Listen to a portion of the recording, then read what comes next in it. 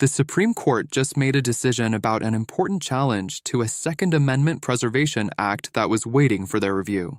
Let's break down what happened in this case and what comes next. But first, I need you to do something really quick. Smash that like button right now if you care about protecting your Second Amendment rights. It only takes a second, and it makes a huge difference in getting this information out to more people who need it. Also, if you're not already subscribed to the channel, hit that subscribe button and turn on the notification bell so you don't miss any future updates on your rights. Trust me, you're going to want to stay informed about this stuff.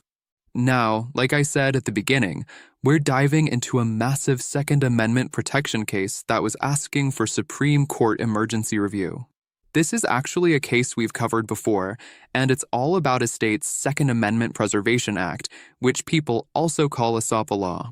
We've talked about this one in the past because the Supreme Court previously issued an 8:1 order that denied an emergency stay that would have kept Missouri's SAPA Law protected.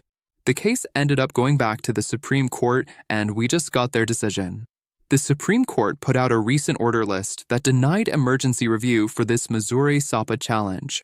You probably remember that in this situation, the Trump administration kept saying that the SAPA law in this state is invalid in certain ways it's being used, and that the Supreme Court shouldn't take the case. But at the same time, they also said that if the court turned down the case and sent it back to the lower court, the government would give up some of the judgments they won before, basically the ones that the Biden administration got from the lower court. So this new Trump administration would let go of some of that judgment once it landed back in the district court. Missouri fired back by saying that this concession from the Trump DOJ is exactly the reason why the Supreme Court should take this case. This went to conference on September 29th, and after that the Supreme Court released an order. In the end, the Supreme Court decided not to take this emergency case, and it's heading back down to the lower court instead. But there are still some things that could happen and unfold in this case that might work out well for Missouri SAPA law. If you're not familiar with this, the lawsuit is about a 2021 Second Amendment Preservation Act that Missouri passed. That law laid out how the state interprets the Second Amendment and put limits on the support and money that the state would give to federal agencies when they try to enforce federal laws that the state thinks violate the Second Amendment. The law stops Missouri officers, agents, and government officials from helping federal agents who are trying to enforce those laws that go against what the state believes. The law also set up a civil remedy where any person in Missouri could sue a Missouri official if they help enforce those federal laws that the state says violate the Second Amendment. So basically, the law was designed to put the real enforcement power in the hands of the residents, the citizens of Missouri, instead of the state or its officers or agents. In this Missouri case, the district court looked at it and ruled for the Biden administration at the time, striking down the entire Missouri Preservation Act. There was a universal injunction put on this law. Missouri responded by appealing to the 8th Circuit, and at that point Missouri wanted a temporary stay on that universal injunction from the lower court, and this eventually pushed them to ask for emergency Supreme Court help. But when a Supreme Court looked at it then, they issued an 8:1 order denying that emergency relief. Only Justice Thomas wanted to step in and grant that emergency stay. After that 8:1 order denying the emergency relief, this went back to the 8th Circuit and they heard oral arguments on the case and then made their ruling. The 8th Circuit ended up ruling for the federal government, striking down the entire SAPA law again. But Missouri filed their petition and asked the Supreme Court to step in and take another look at the issue. One of the major points Missouri brought up in their request was that the 8th Circuit basically said the structure and how the law works was valid, but they knocked it down anyway because they didn't like the underlying Second Amendment purpose behind it. Missouri said the 8th Circuit went against clear precedent and decided that state officials could be sued because the court thought the state had some role in enforcement just by following the state law.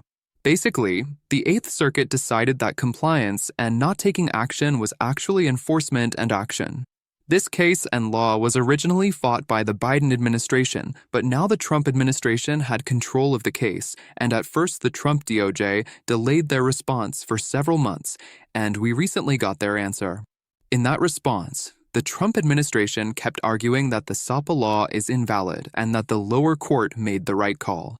However, they also told the Supreme Court that if the Supreme Court denied taking this case and it went back to the district court, the federal government, the Trump DOJ, would ultimately drop some of the universal injunction they got in their favor. They explained in the response that after looking at this case again, the United States has concerns about whether the judgment below extends too far and enjoins applications of the act that do constitute mere non-enforcement of federal law protected under the anti-commandeering doctrine.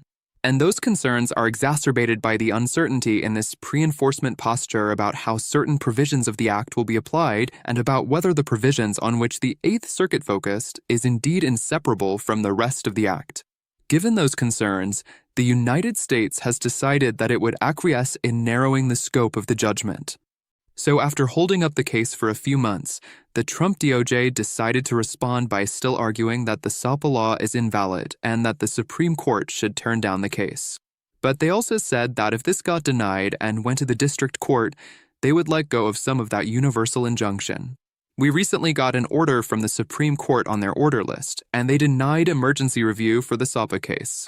Even though they denied it in this case, I want to say that this case isn't over yet, and it's still going to keep moving. Like the U.S. said in their request for denial, once this gets back to the district court, they would be letting go of some of the total preliminary injunction that was issued in their favor against Missouri's SAPA Law. So there might be some ways that the SAPA Law will get put into action.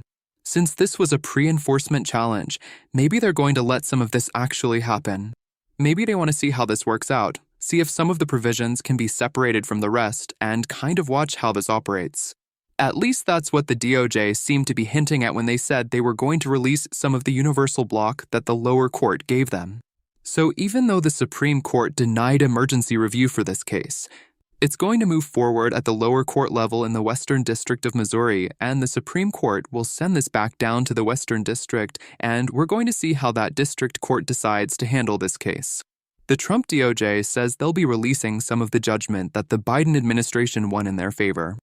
So we're going to see how that plays out in the lower court, and then maybe whether the lower court will even let that happen. So in the end, the Supreme Court once again denied emergency review for this case and refused to get involved with this SAPA issue. But there's still hope and positive movement toward keeping some of Missouri's SAPA law in place and maybe seeing how some of it can actually be implemented. Again, this was kind of pre-enforcement. It wasn't allowed to fully take effect. And so it looks like there's some kind of shift by the Trump DOJ to say, okay, let's let some of this maybe go into effect, see how it works. Is it severable? Are some of the parts that the lower court had problems with, are those real problems? And we'll see kind of how this unfolds. So unfortunately, that's what happened in this case. But like I said, this is going back to the lower court.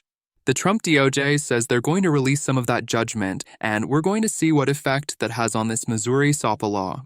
As we get more updates as things develop, I'll keep you guys in a loop. If you enjoyed this video and want to support the channel, one of the best things you can do is subscribe to the channel. But as always, thank you guys so much for all your support. And never forget this nation was built by rights and reloads, and this nation will be maintained by right and reloads.